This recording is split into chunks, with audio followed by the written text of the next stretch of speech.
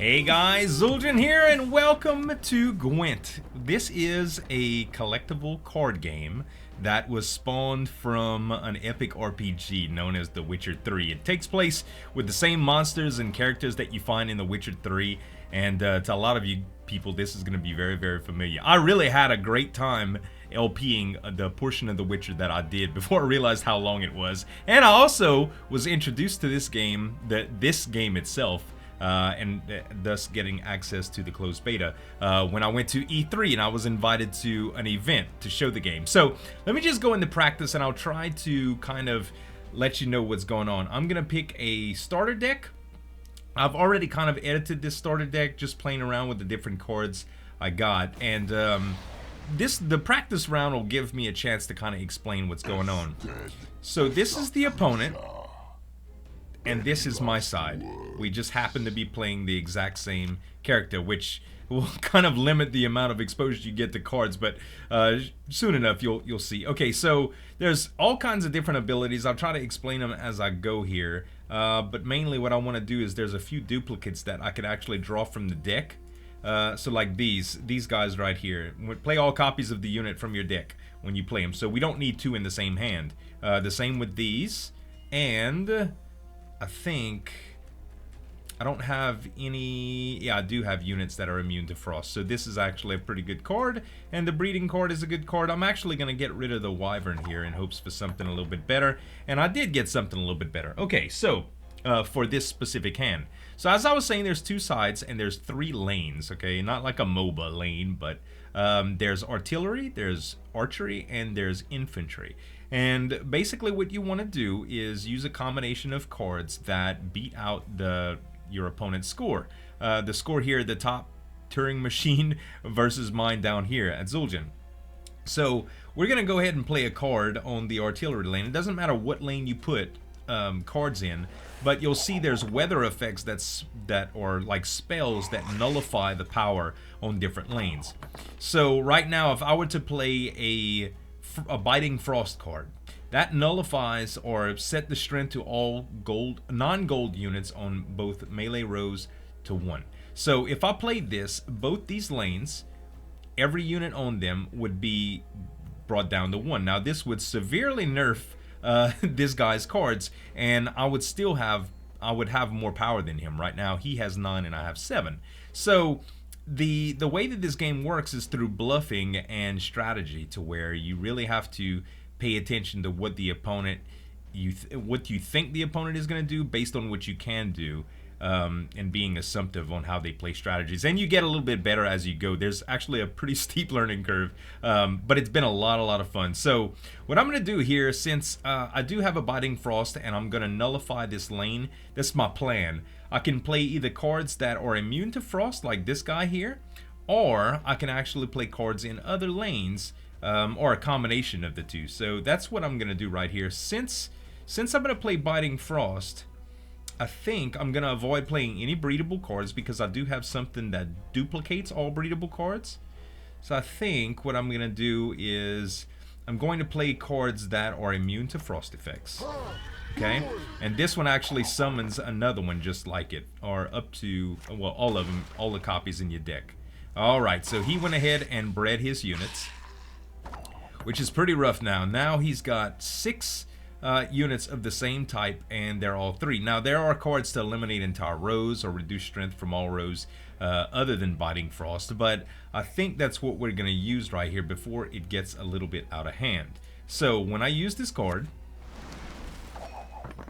it nullified all of that extra power here, and this is actually going to breed an extra one. I think he's using my deck that I made, which is actually pretty good. I bought a few card packs and had some fun. They're called kegs, but they're pretty darn good. Let's see here, and we also want to play anything else that we can that would add to that front row. And this will actually allow me to destroy one of his cards and add. Alright, so he played a fog card, And these foglets, whenever a fog effect appears on the battlefield, play this unit from your deck or your graveyard and add 1 strength to it. So that kind of nullifies the middle lane, which I'm glad I didn't start placing these guys, because it would have nullified their power down to 1.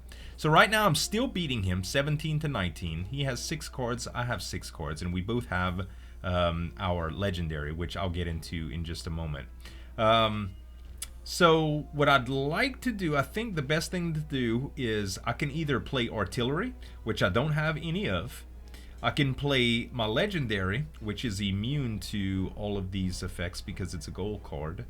Or I can play something else that will be hindered by one of these 2 weather effects, which I'm not too keen on. It's just not as effective if I play. So he used a lot of his big strategies here. So I think I might force him to play another card and use what I have left over for card advantage. I think that's what I'm gonna do. Even if I play this, see, these legendaries are basically, this is a 10 power creature, okay, and he's gold, so he can't be affected by the frost or the fog or whatever have you, and that would put me pretty much 12 points ahead of him. Although if he uses that next round, I might not have the same. I don't know. I'm gonna go ahead and play him. Let's just try to win the round. We'll ensure that we win the round. Okay, so he's passing right now, and we're gonna go ahead and pass 2 because we won. All right, so now I have 1 out of 2 won, you have to get the best 2 out of 3 naturally. Okay, so Eridan's main ability here is to when you play Eridan, the monster deck, which is the monster deck. This is the deck I'm playing. I'm getting kind of confused and tripping over my words, but basically at the end of every round, you get to keep 1 monster at random from your side, and this is the special ability of the deck. And there are 4 different types of decks you could use, but we'll look at some of that in a little bit as well. Okay, so I have the ability to knock out any. I have the ability to start doing my second round strategy. So let's take, for instance, let's do what he was doing before, because we have a couple of cards that we can choose to get to breed, and this is just this deck strategy. Okay, I'm also gonna play. So now if I win this round, I win the game, so we're definitely going to push pretty hard here. Alright, so he added fog to the terrain, which kind of took away everything that all the power that I had on this row, but I can still duplicate everything, and it won't be as effective as normal, but neither will these cards because they're on the second row. I could play a fiend ability as well that'll take me right over, but I don't want to give him a chance to kill anything that could be duplicated. So let me duplicate. See, if he used a card that would destroy one of my creatures next round, that means I wouldn't be able to double that specific creature with 1 card play. All right, so I think we're at 27-27 here. If you ever tie, both sides get a half of the crown. Okay, so I would get a half of the crown and he would get a half of the crown, meaning that I would win. So we definitely don't want to do that. Because these things aren't, I guess you could say, affected by fog, I'm going to target one of them. You can't target gold cards unless a card is specifically designed to target gold cards or to destroy cards, but it has to mention it. And gold is kind of like, it's not the rarity, because they have epic cards, which are purple. They have blue cards, which are rares. They have silver cards, which are uncommons, and bronze, which are commons, like these. Alright, so let's see here. 27-27. Let's play another card, because he still has Eridan, so he can play and get 10 bonus power anytime he wants here. This card that I had is a ghoul, which it'll pretty much resurrect. It won't resurrect. It'll take a card from any graveyard and add to its power. So my graveyard, for instance, if it happened to randomly select Eredin, it would get 10 power, but it could randomly select this Wild Hunt Warrior, which would only gain 4 power. So it's kind of a gamble, but I'm going to go ahead and take it. So apparently it did 3 power. it feasted on a 3 power something to get there. Alright, so we're 34 to 33. We're still winning. We know that he can win the round if he played Eredin. So we don't want to do that. I'm going to go ahead and play... Well, we could give him the round as well. If we pass, he would be forced to use a turn. He wouldn't be forced to use the turn, but he would be forced to use the turn if he wanted to win. So he has to play either one of these 3 cards. So I'm betting that on the 3rd round I can win if I don't use any more cards. And because there's fog in play, and it's really, really a bad idea to play any one of these because their power would be nullified to 1, I think it would be a better idea if I just passed the turn to him. That's good because the fog empowered him too. So he won the round. Alright, and we kept that card and he kept that card, which is actually kind of good because when this card goes to the graveyard it spawns lesser golems, which are also breedable. Okay, let's see here. Alright, so what I'm gonna do, I'm gonna go ahead and just go for broke here because it's 1-1. I don't know if I'll win. He's using my deck, so that kind of doesn't bode well. Alright, this is a good card too. Prize Cow. When it dies, it gives, when it goes to the graveyard, it gives, it turns into an 8 power creature. Alright, let's go ahead and do this. Alright, we're 25 to 17. He only has one other card, which is Eredin. And I don't know why he didn't play it. He just passed to me. If I pass, I win. What I wanted to show you though is this Thunderbolt Potion. It adds 4 strength to all copies on the same. So this would be really, really good in his breeder setup here, which is the way I designed it. But we're gonna go ahead and use them on here. We could have just passed it and won the round, but this is gonna win as the round anyway. So we win. It shows you the stats, and in the multiplayer scenario, you have a chance to give good game to the opponent and stuff. So you can go into the deck builder and you also can get levels as you go. So as you gain experience and well, as you play matches, you gain 2 things. You gain experience, which gives you levels, and through those level gains you get like milestones that give you scrap.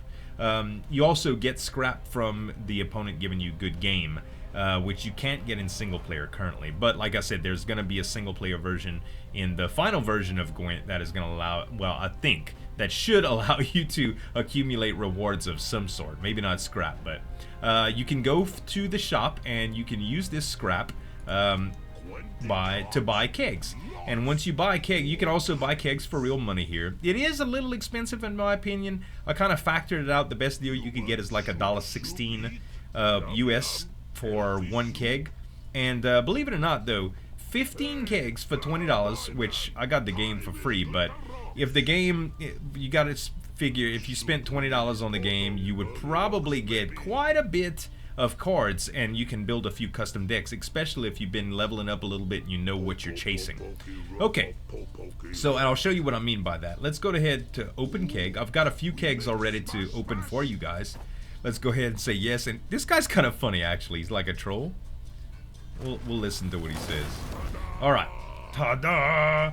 We got 4 different cards here. Okay, so you can hover over them, and if they have any sort of an aura besides white, that means they're more rare than common. These are all common, so we can switch them over. And the Eredin deck that I was playing is a faction that is currently not shown, which is the red faction, but they have the green faction as well. Well, this was a red faction, I'm sorry. So there's a few different types, but I've never seen this card before. Remove 4 strength from a non-gold unit and all copies. Ooh, that's devastating for my kind of deck. So this is pretty good, and I like having these golems right here. That's a good card. So at the end, part of the pack is you get to select one of the rare cards. You see how I'm hovering over them and they have this blue glows? You can pick one card from any of them. Now, I've been going for Eredin decks so I can kind of get more cards for free just by playing if I have a stronger deck. And it's fun to win. But there are some other cards right here that I need to look over really quickly. Add 1 strength to all your other copies of this unit, wherever they are. Add 2 turns now. Whenever a special card is played, add 3 strength to this unit. This is a pretty cool card. I've seen this played in the opponent's decks, and if you're playing with a lot of special cards, this guy can get pretty strong.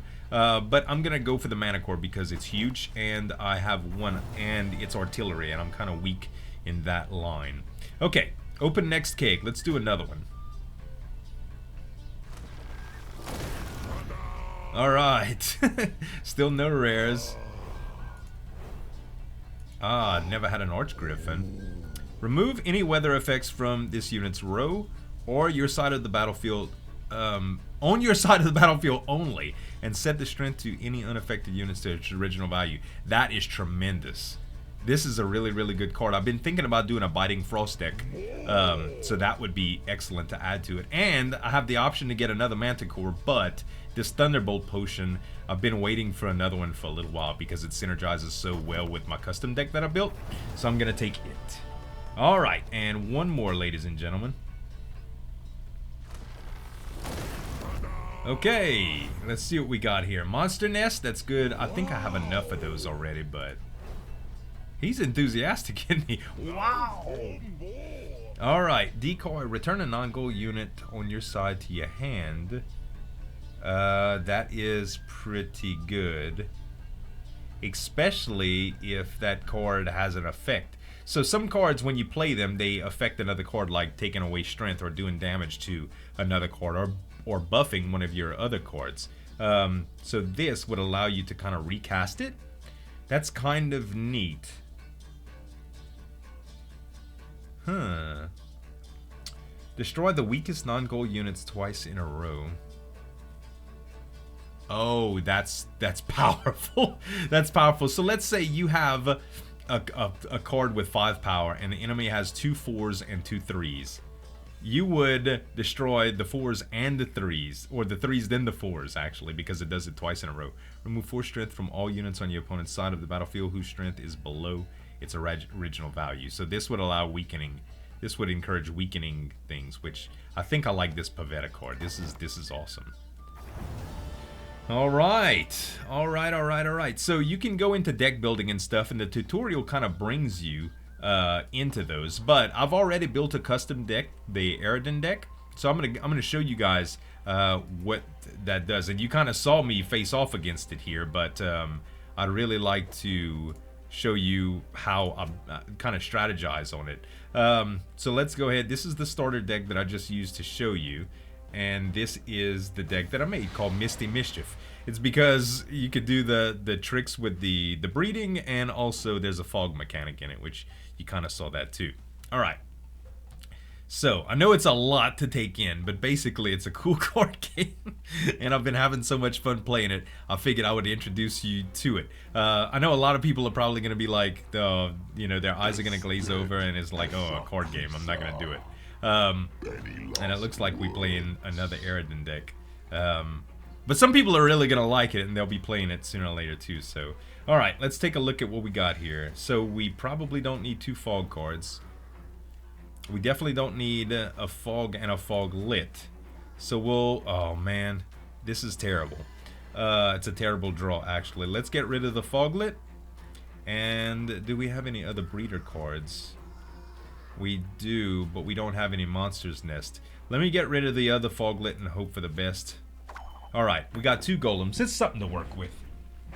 Alright, so my strategy here is to bring out things in one theme and have them benefit us the most while they're out. You can kind of strategize and divide it by rounds. It's our turn first, and because I'm playing a real opponent here, I'm just going to start off. And remember, Eredin gets to keep a card afterwards, so you can also play on that strategy as well. Let's see what this guy's gonna do. The music is quite weird. I swear you hear these screams in the background every once in a while. It's strange. Alright, that's good news. If he's playing with fog, and that's part of the standard deck, we might be able to take advantage of that. So, let's go ahead. He has a 6, I have a 5. Let's try to draw him into putting another one of those out by playing a fog. And this summons our foglets and his foglets. But if he wants to capitalize on that strength, and he has another one of these, he'll play it.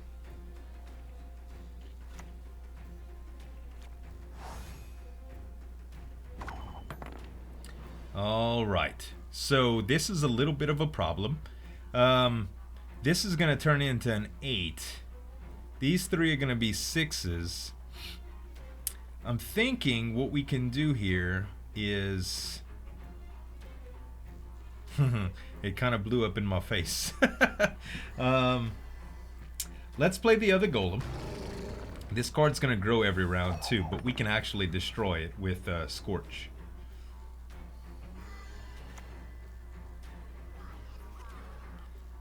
You hear this music? It's kind of wild. Alright, you see, that was a bad play. I don't know why he did that. Because it's just going to mess him up here. Maybe he doesn't have any cards that kind of lend themselves to that. But if that was the case, he should have passed. Okay, so I need to play 11 points worth of cards to catch him at this point. Or I need to take away some of his power. And that's what I'm going to do. Since he has the strongest card on board and he doesn't have any of those, we've already saw that. I'm going to go ahead and destroy that card. Now if he plays something in another row and gets some headway here, I was afraid of that too. Let's go ahead and play the Ancient Foglet. He's still a good bit ahead of me. 6 cards and 5 cards. Well, 7 cards and 6 cards if you want to count the legendaries. Let's see what happens here. Now, when I lose the round... Oh, what is this all about? Add 2 strength to all other units? Wow. That's interesting. Wow, but he had more units. That's a great card. I would love to have that card. Unicorn. Wow, man. Beautiful, beautiful card. Spawn either a unicorn or... Oh, a Yennefer. I didn't even see that. That's one of the main characters in Witcher 3, The Wild Hunt. So, it's going to be pretty hard for me to catch her right here. What I could do, I think I'm going to just spawn in my cow because I'm pretty sure I lost this round already. And I want a big advantage on next round, and that's what I'm going to be going for. Hopefully, he doesn't pass and he plays a big card. That would extend his resources. He did! Okay, that was, in my opinion, that was a huge misplay because he did not need to do that. So I'm going to go ahead and end my turn here. And this is going to lose us the round, but we're going to get a little bit of an advantage next round. Although he's going to get to keep a card as well. Now what we're hoping that it doesn't keep any cards that actually give us an ability when they're gone. Good, good. It didn't. But he got to keep a very strong card. So it destroyed both my golems and my cow, which gave me quite a bit. So this is what we're going to do here. Oh man, this is actually pretty good, except for that one draw right here. Let's go ahead and... Oh, what did that do? Opponent's choosing which card to move to the graveyard. Huh. Griffin, choose a non-gold unit from your opponent's graveyard to move to yours. Oh, he wants to be able to resurrect. He's not going to find anything real good in my deck. Alright, let's play some spiders.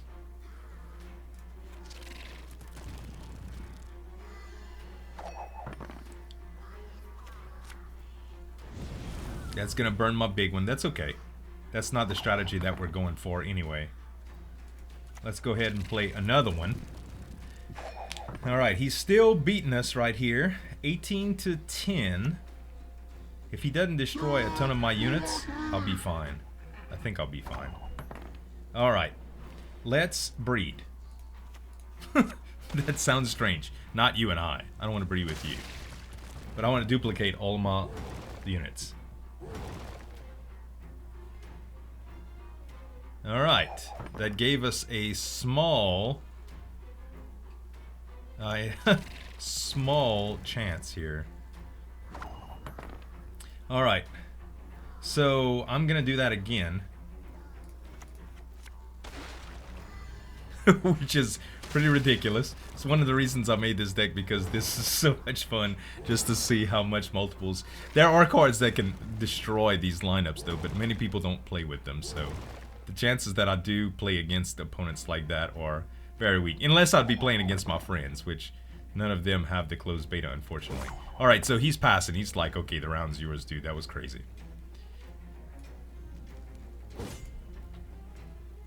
Now, he has 2 cards left in Eredin, and I have 2 cards left in Eredin. You draw 2 after the first round, and you have 1 after the second round.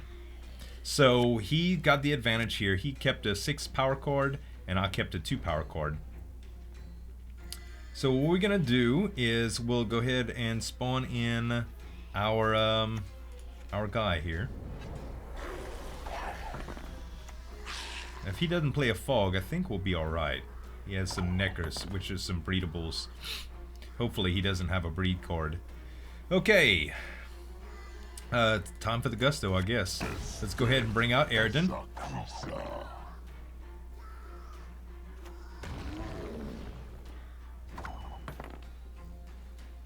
And we'll boost up one of the card strengths here. If I do this, it'll be 12, which will be bigger than... Yeah, because I can't boost that. That's what we're going to do right there. Now, if he doesn't have a Scorch, I think I'll have him. Alright, 27. So what we're going to do is we're going to use this, the Commander's Horn, which is kind of like, it doubles 1 row, and we're going to double our middle row. And that's going to give us 42 points. Now our deck's exhausted. I don't have any other cards in my hand. So if his card isn't powerful enough, which it wasn't, we win. And that's pretty good. Sometimes they're a lot easier than that. Sometimes they're a lot harder than that. Sometimes the opponents just dominate me. So I'm going to send good game because he was a good sport and his deck was pretty good. Snack Wrap Nate. Thank you for the game, brother.